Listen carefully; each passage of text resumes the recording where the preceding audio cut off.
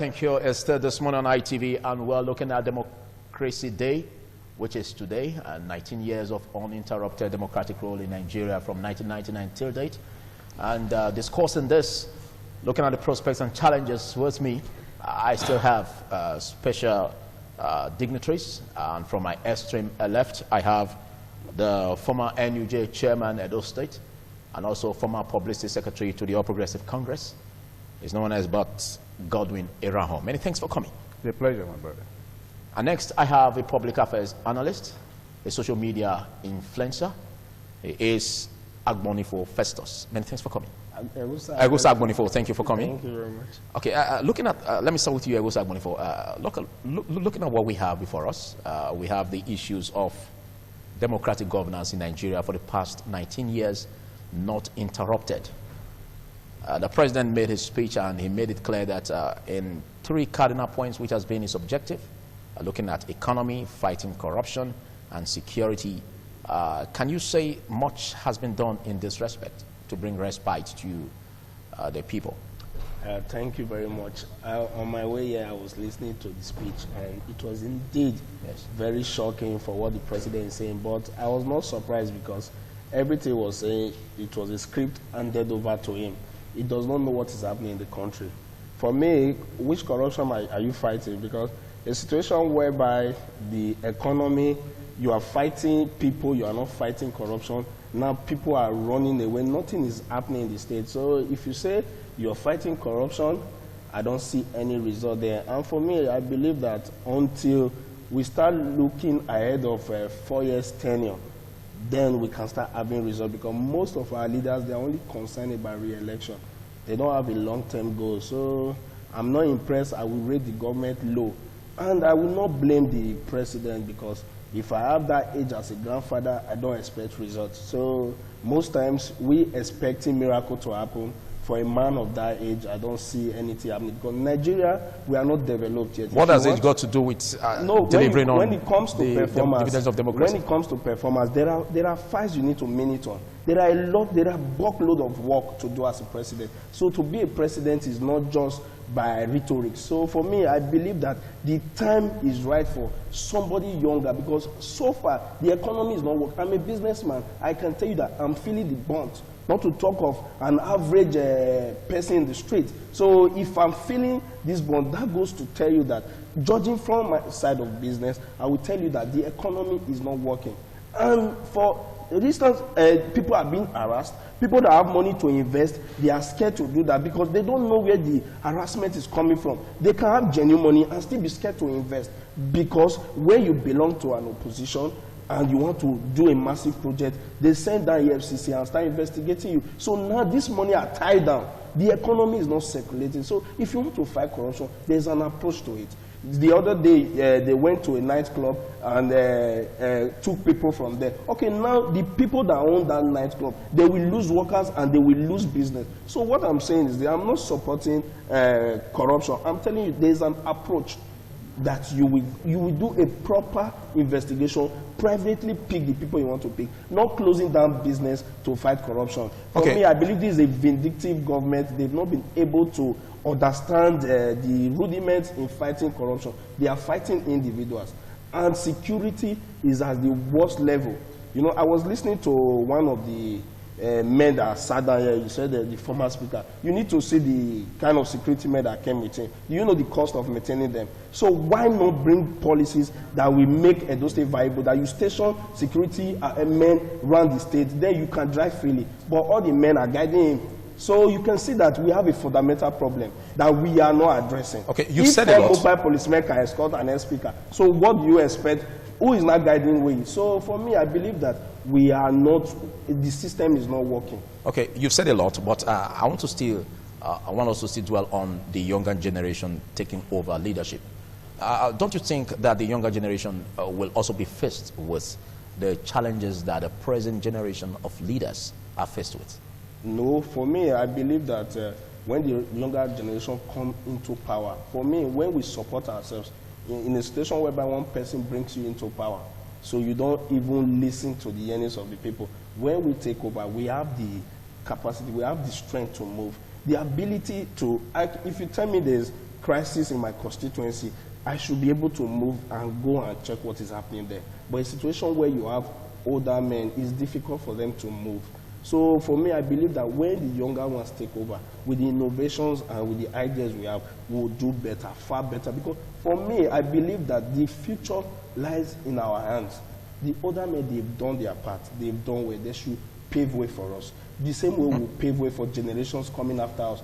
I told my daughter, I said, I'm more concerned about you people because I want to leave a legacy that you can key into, not a life I will not acquire wealth that you cannot even manage. So at the end of the day, my goodwill will tell more for you and the society. So I believe that with the vibrant youth that are aware of their electoral rights and are ready to participate, we'll do far better than this. Thank you. We are not heading Thank you, anywhere. Egosa Agbonifo. Godwin Erahun, you've been in the terrain, the political terrain. You've seen much tussle in leadership. Do you believe that a generational shift would bring about the change in that, will bring about leadership repositioning? Well, first, before we come to that, let me quickly react to the assessment of democracy at this. Okay. Let us commend Nigerians, commend ourselves generally, whether you are in the opposition or in the ruling parties, for the sustenance of democracy for 19 years. When the current system was taken off in 1999, we say 1990, but actually it's 1998, because that was when the first local government election was held and all that, when the party formation started. Okay. We hardly believed then that the government, the democracy was going to last this long.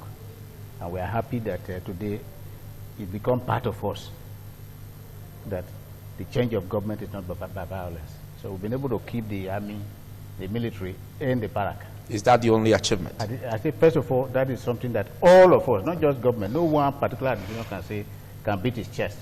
Because those days we are aware that even civilians used to sponsor coup and all that. That has not happened. So we thank our God and we commend Nigerians for that. Looking at the achievements, on the area of the economy, and then also relating that to age of the rulers. The immediate past president of this country was a young man. He was under 50, under 60 when he was in power. Dr. Goodluck Jonathan. If you recall that as at the time he handed over power, 24 states of the Federation were unable to pay salaries. Some were owing as much as 8 months, some even a year. And therefore, that was clear evidence of a collapse of the economy. And that this government had to bear that brunt because they want stability. Not really, some government would not mind, say the state can collapse the way if they like, but they bail out all the states that were then in distress. That was a major responsibility. And if you now look at it, that the economy was already that bad, but today most of those states can pay their salaries. But do you see that as an achievement? It is. Because if you look at that, we're celebrating Democracy Day. We're not looking at that because even the military government could have been able to also do that. No, we are saying that why wasn't the previous government able to do it? So we are saying that now that a former government couldn't do it, another one came in, he was able to do that. We are talking of how it affects the common man. The first direct touch to the common man is the payment of salary. That's the first direct touch. Okay, but ordinary workers, at least not being paid for months, it was hell for them. Okay. So they were relieved. Okay, but also, why you say that, let's look at how the policies of the present administration has touched on we'll come to that, social prosperity, has touched on poverty alleviation, removing the people from poverty. Yes. Okay. We have talked on that. I am saying that at that level,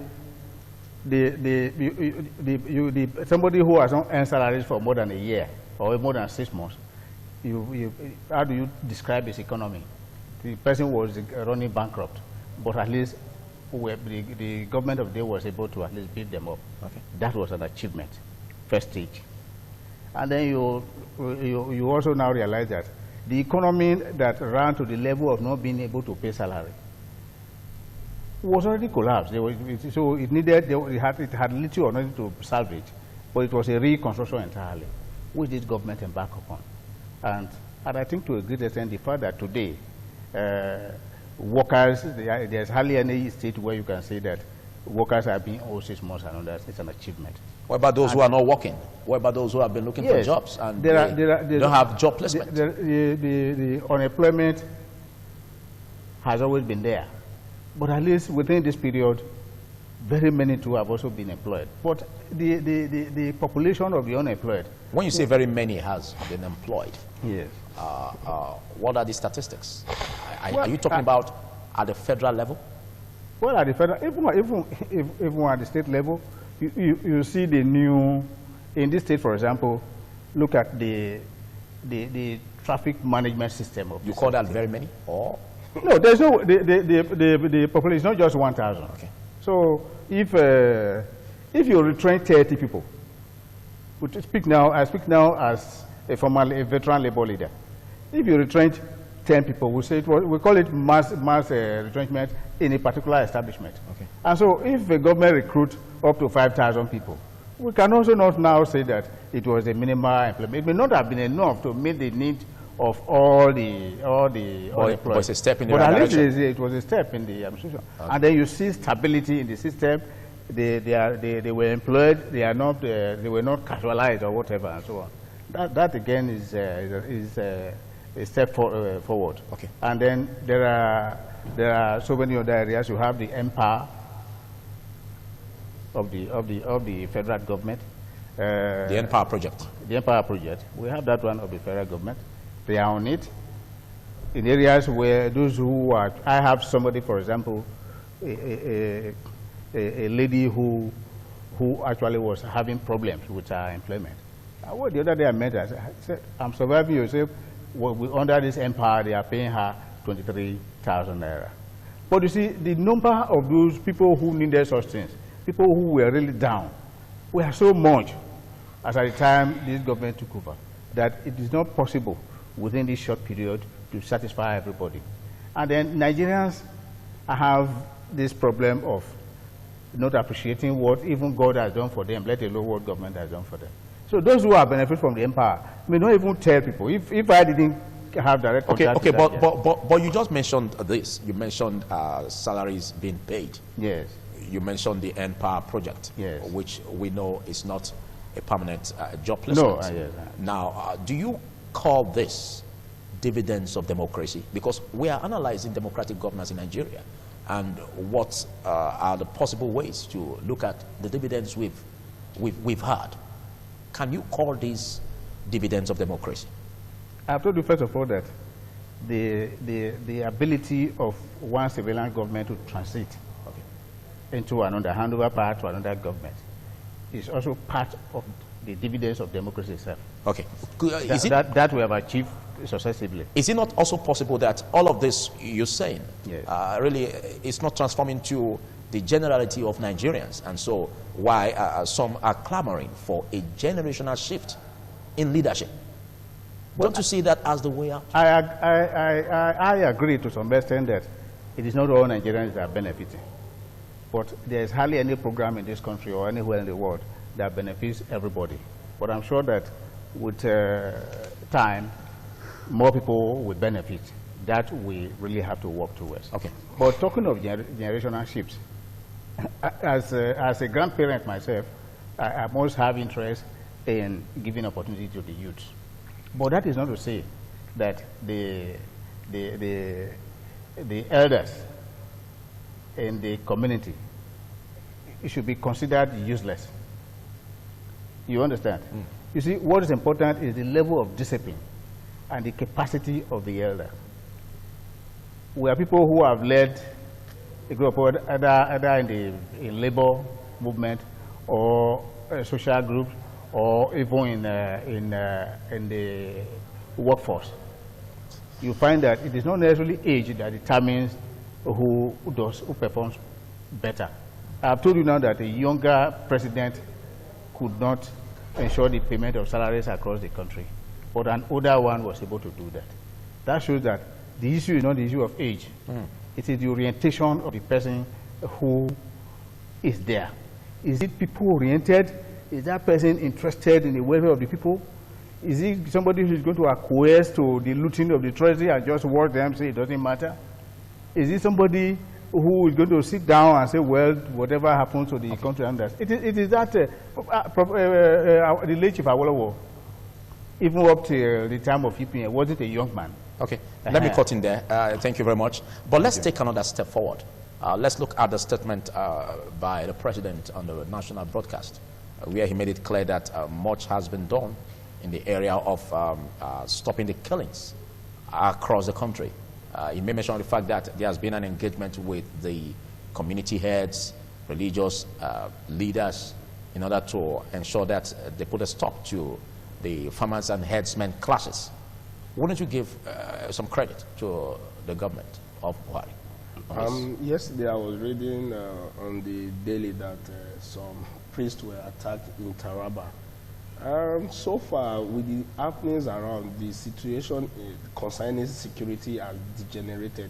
So the president's body language is not good enough to fight those henchmen. So for me, I believe what should be done by his administration? The best thing he should do is to reorganize the security apparatus. There are two, is one way. So a situation whereby everybody heading key positions, they are from one region, and those same people are the ones attacking the minorities. So what do you expect? There will always be sentiment. If the president wants to get it right, like during President Olusegun Obasanjo, when he brought his cabinet, it was spread across every tribes. For me, I believe that the president is too tribalistic.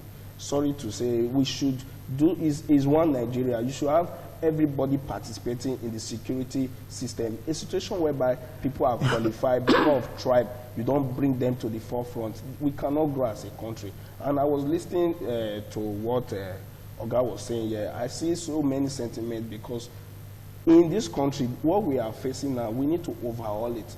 And to do that, we need vibrant youth. Listen to Professor Magalu. You will know that these are men that understand economic situation and understand the security system of Nigeria. But such men will not be given the opportunity. Why? Because of tribe, you have to zone it. And now a situation whereby you're telling us that Goodluck Jonathan was owing 21 states. Why by now we are not clamoring for restructuring to have state manage their resources? Why will I be generating data and be funding Abuja? They shouldn't be the one sharing money for us. We should be the one taking it to the center. So a situation whereby we don't sit in that picture and we are happy that there's a bailout fund, for how long? You should teach us how to fish now. We cannot continue like this as a country. If I'm generating cocoa in Edo State, I should be able to take care of my state and take money to the center. Not center sharing money to us. You give them so much power. A situation whereby we don't have that, we need a purposeful leadership, where you see that a man from Bayelsa is the chief of army staff, not putting all your tribesmen to now coerce us into kangaroo country. I don't see security improving so long those men are there. Why? Because if I'm an Edo man, a strong Edo man, for instance, and people are being attacked, maybe the Auchi people are being attacked, I will have sentiment towards my Edo tribe. So to make it, to detribalize the country, you put people from other regions in sensitive positions. So that at the end of the day, there will be check and balances. A situation whereby is one way, it will never work. It is Nigeria. It is a Nigerian dream. It is not a Fulani's dream. I go start going for when you said the president is tribalistic, that is your opinion. Yes. And not the opinion of this station. But well, you may mention of the fact that there has been lopsided appointments. Yes. It's not embracing the 6 geopolitical zones as it should. They are not well represented. Okay. So, all right. and Why? it's obvious. Why you tie top that? 10 security apparatus, you see that they are all from the core northeast. If I'm not mistaken. Now, why you tied out to your parting shot, Godwin Erahon, do you see that as the major cause of the insecurity facing the country? Far from it.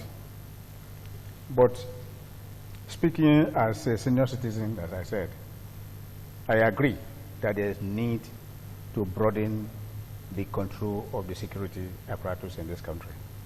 I agree sincerely that all the heads of the various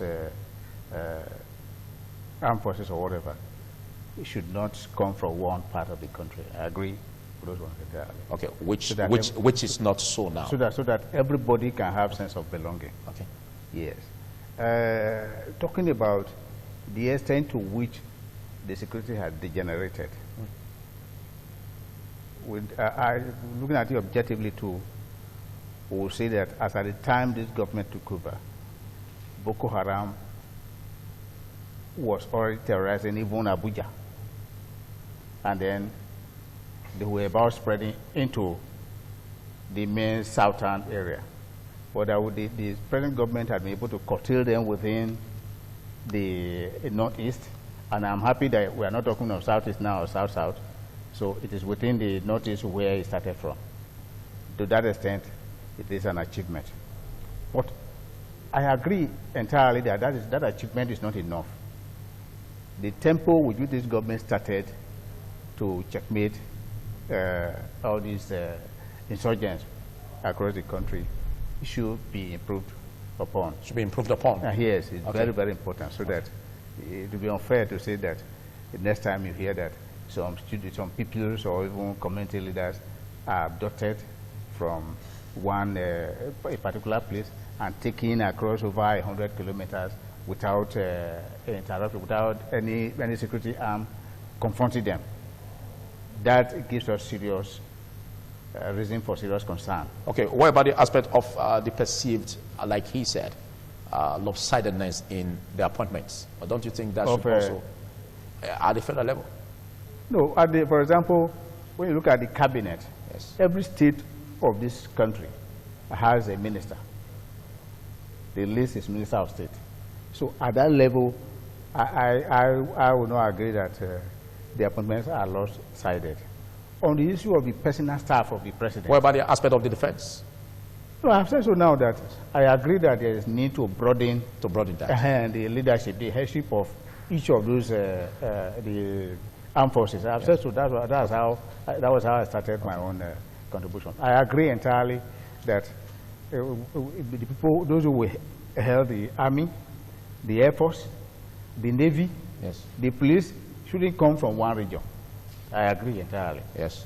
So that everybody can have sense of belonging. Because no matter how patriotic, no matter how fair they are, how nationalistic their approach are, there is no way that people will believe that there's a conspiracy against the other. Okay, thank you very much, Godwin Erahon. I take that as your parting shot. Yes. Okay, as we round off, your parting shot on this. All I have to say is that massive participation in the electoral process will give us victory, because I'm more concerned about generation coming after us. You know, like our paper has said, if they have created a good platform for us, we will not be struggling today. So if I fail, generation coming after me, I've failed myself. So I hold generation coming after me that during my time, we'll do a lot to create awareness, to serve purposefully, to carry the people along. I don't want a situation whereby one single man will be the one to dictate my fate. When the people support you, victory is sure. So go get your PVC. We have to come out massively and vote them out. Well, you are much on generational change. Well, thank you very much, Gosa Agboinfo, for coming on this. And thank you very much, Godwin Erahon, who was one time the publicity secretary of the APC and former NUJ chairman, and a veteran politician, erudite and articulate. It's a pleasure. Thank you for coming. Thank you. Thank you, Agboinfo. All right, this much you can take. Don't forget that shortly we'll bring you insurance segment.